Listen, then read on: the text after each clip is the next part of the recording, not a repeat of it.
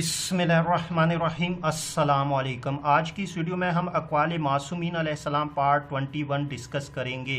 लेकिन video start करने से पहले अगर आपने हमारे चैनल को सब्सक्राइब नहीं किया जल्दी से सब्सक्राइब कर ले और साथ में बेल आइकन भी प्रेस कर दे ताकि आपको हमारी लेटेस्ट वीडियो की नोटिफिकेशन मिलती रहे।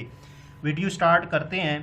अमाल तीन चीज़ों के होते हुए कोई शय नुकसान नहीं पहुंचा सकती। कर्ब व बेचैनी के वक़्त दुआ, गुनाह के बाद इस्तग़फ़ार और नेमत के वक़्त अल्लाह का शुक्र। अमाल का अजर अल्लाह ने सिर्फ़ और सिर्फ मोमिनीन के अमाल का सवाब देना अपने ऊपर वाजिब किया है। ईमान के होते हुए कोई अमल नुकसान नहीं देता और कुफ़र के होते हुए कोई अमल फ़ायदा नहीं देता। आगाज़ व अंजाम दीन।